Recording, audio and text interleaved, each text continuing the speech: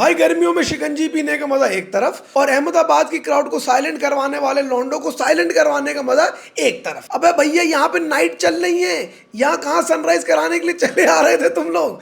हैदराबाद के लॉन्डो की सारी बदमौसी निकाल दी कल केकेआर ने। इतने बुरे तरीके से पहला है भाई साहब उनको, यहाँ से तो केकेआर नेट रन रेट पे ही ट्रॉफी जीत सकता है। क्या बात कर रहे हैं? क्योंकि कल तो भाई साहब चीटोस की पन्नी फटी की फटी रह गई। ऑरेंज आर्मी वाज वंडरिंग कि साले लेवल क्यों नहीं निकल रहे आज हमारे। 10 दिन के बाद फाइनली केकेआर ने एक मैच खेला और ऐसा मैच खेला भाई साहब, ऐसा लग रहा था कि अगले साल 1.5 साल इनको खेलने को नहीं मिलेगा। बुरी तरह कल अहमदाबाद में केकेआर ने हराया सनराइजर्स हैदराबाद को और चेन्नई का अपना टिकट फाइनल कर लिया। फाइनल का क्या क्या फैक्टर्स रहे उस मैच में केकेआर के विन के पीछे, मेरे हिसाब से सारे के सारे बातें आपसे डिस्कस करूंगा अगले 5 पॉइंट्स में। Well that's because I am Jain and you are watching. ठीक मेरे बैंक बैलेंस की तरह आईपीएल भी अपने अंतिम चरण पर आ चुका है।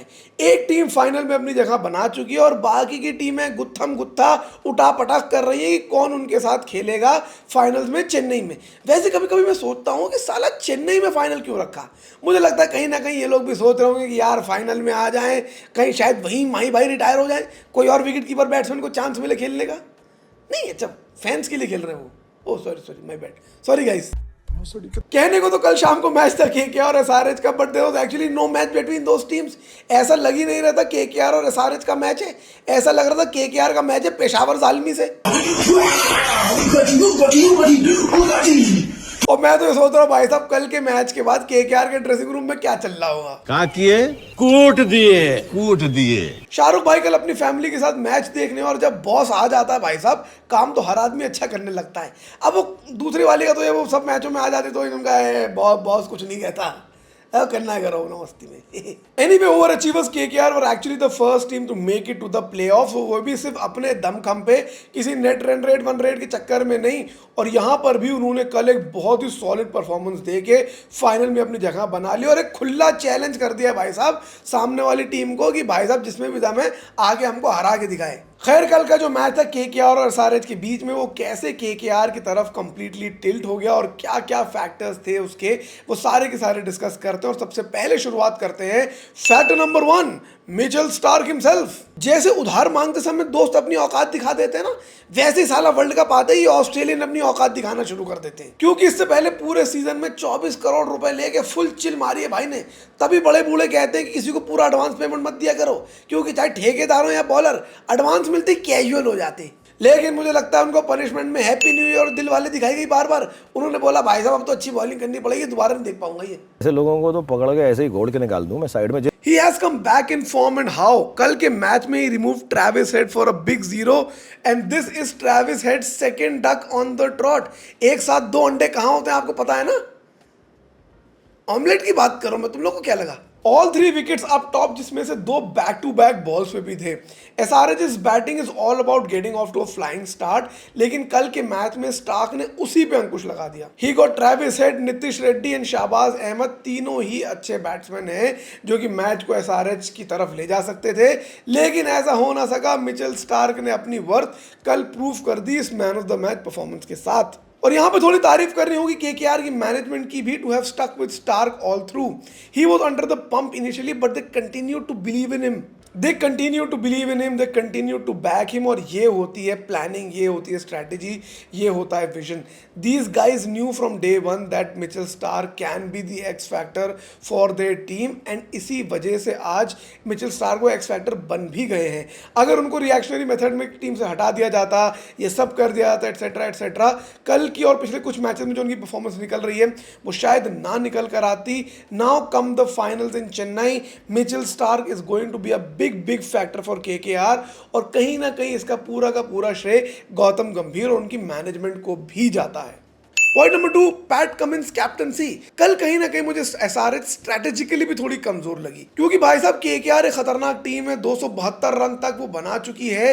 ऐसी टीम के साथ पहले बैटिंग करके how do you know what will be a good score that they won't be able to chase. यही हरकतें करते हैं अंग्रेज हिंदुस्तान आके, पहले हाथी घोड़े वालों से दाम नहीं तय करेंगे, उसके बाद जब वो 1000 रुपए मांग लेगा इनकी गांड फट जाएगी। 1000 रुपए में इनके देश में अंडा ब्रेड नहीं मिलती, लेकिन यहाँ पे टांगे वाला मांग लेगा तो व्लॉग बना के डाल देंगे, स्कैम है happening in India can't. खैर, strange decision to bat first. What are you aiming at and how do you know it would be enough against KKR? And the pressure really showed on them. They were continuously trying to keep a run rate of 10 plus all through the match और उसी वजह से उनके wickets भी गिरते चले गए and that I thought was a very poor decision by SRH.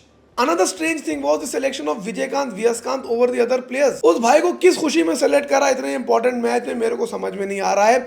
भाई ने टोटल आईपीएल में अब तक 3 मैचेस खेले हैं सारे इसी सीजन में और 3 मैचों में टोटल उनका विकेट है एक विकेट है भाई साहब उनका 86 रन देकर. And that man was selected over Washington Sundar, over Marco Jansen and Aiden Markram.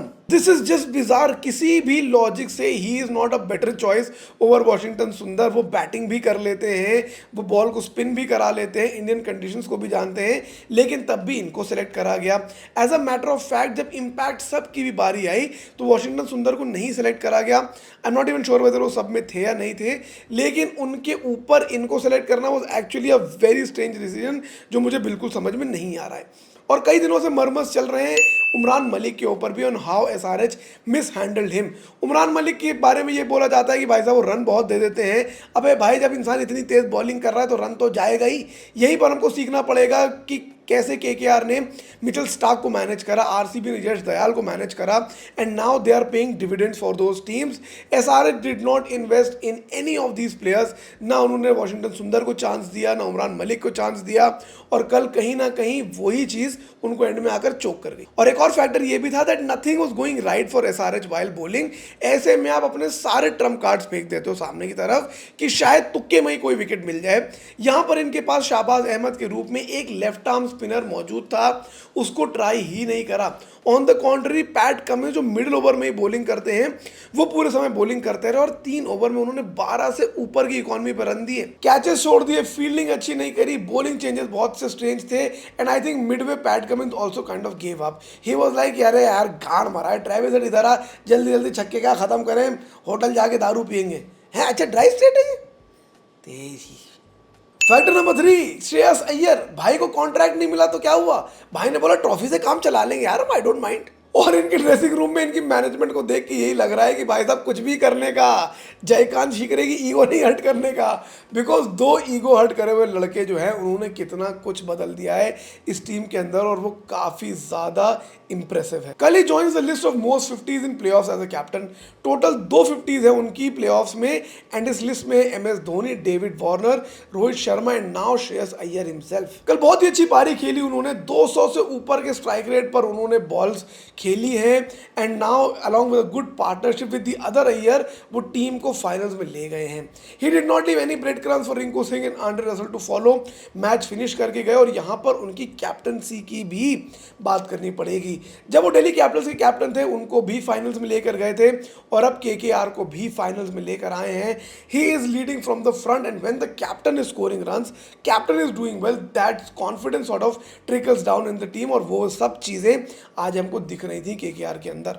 और केकेआर ऑनेस्टली कितनी हाई प्रोफाइल टीम एक समय पे हुआ करती थी. They were also a marketing genius, Shahrukh और इन सब के साथ वो लोग एक बहुत ही स्टाइलिश टीम हुआ करती थी. I think now they've dialled it down a little bit और अब बहुत ज़्यादा सब्सटेंस पर फोकस कर रहे हैं. शायद इनकी इतने ग्लैमर में उनकी बात नहीं होती है उस टीम की अब, लेकिन टीम एक्चुअली साइलेंटली बहुत ही अच्छी बिल्ड हो गई केकेआर की.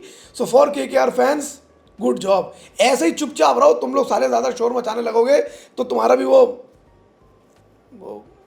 नम्मा बेंगलुरु वाला हाल हो जाएगा. Factor number 4 Venkatesh Iyer. भाई साहब वेंकटेश अय्यर का इस टूर्नामेंट में असली दुश्मन कोई सामने वाला बॉलर नहीं था, उनका असली दुश्मन था इम्पैक्ट सब. ये प्लेयर्स इतने अच्छे प्लेयर्स हुआ करते थे because they are good batsman, they are good bowlers and they were always putting that great balance into the entire system until some people were like system पाड़ देंगे. लेकिन तब भी केवल अपनी बैटिंग के दम पे उन्होंने टीम में अपनी जगह मेंटेन करी और इस साल नियरली 40 के एवरेज से उन्होंने बैटिंग करी with a 150 plus strike rate. कल भी वो 1 डाउन आया और वहां से उन्होंने टीम को एंड तक लेकर गए. बहुत बढ़िया पार्टनरशिप बनाई उन्होंने श्रेयस अय्यर के साथ and that just goes on to say that कितना भी क्रिकेट इवॉल्व हो जाए the importance of partnerships is still very very strong. They finish the game and made sure that कहीं पर भी कोई जिटरी मोमेंट ना आए केकेआर के लिए और एसआरएच को कहीं से मौका ही नहीं मिले वापस आने का गेम गेम के अंदर छपैक करके। Point number 5 was T Natarajan. उन्होंने भाई साहब कितनी बढ़िया बॉलिंग करी और मुझे लगता है कि उन्होंने कहीं ना कहीं सुनील नारायण का भी तोड़ एंटीडोट ढूंढ लिया है और वो बाकी की टीमों को बता दिया। सुनील नारायण कह रहे थे साले तेरे को पता था अपने तक रखता, सबके सामने तूने करके दिखा दिया, मेरे को भी वो लोग वही करेंगे। बट ही बोल रियली वेल, बिल्कुल ही कम उन्होंने रन दिए और एक विकेट भी निकाल कर दिखाया उन्होंने। He was the actual player who was actually putting something on the field when SRH was bowling. Rahul Tripathi की भी बात करनी पड़ेगी, इन एंड आउट टीम में रहे हैं, वो कॉन्स्टेंटली टीम का हिस्सा नहीं रहे, लेकिन कल some sort of an inning he was building. 55 run उन्होंने बनाए where everything else around him was failing. Unfortunate run out था उनका, कहीं ना कहीं मुझे लगता है he also realizes that it was his fault, he could have made that run. वो बीच में एकदम ब्रेन फेड हो गए, अटक गए, अगर वो ना करते तो शायद वहां पर भी एक अच्छा स्कोर 30-40 रन का और बन सकता था SRH के लिए। आज है RCB और RR का मुकाबला। मुझे लगता है RCB has an edge because of the momentum and the confidence that they are coming up with. RCB इस महीने में एक भी मैच नहीं हारी है और RR इस महीने में एक भी मैच नहीं जीती है। कितना बड़ा फैक्टर होगा ये आज देखेंगे और उसके ऊपर मैं कल अपना वीडियो लेकर आऊँगा। बाकी अगर आप लोग को मेरी इस वीडियो में कोई भी बात ढंग की लगी हो तो वीडियो को लाइक कर दीजिएगा। ऐसे वीडियोस और भी देख रहे हो तो सब्सक्राइब कर लीजिएगा ताकि अगली बार आए तो आपको टाइम टू टाइम मैसेज आ जाए। और कमेंट करके मुझे बताइएगा किस ओपिनियन के बारे में आप अग्री करते हो और किसके साथ आप डिसअग्री करते हैं, बिकॉज कहीं हो ना हो यहाँ हेल्थी डिस्कशन अभी चल रही है। लेकिन मादर गर्मी कितनी हो रही है, AC चल रहा है गाइस मेरे घर में, तभी हाल है।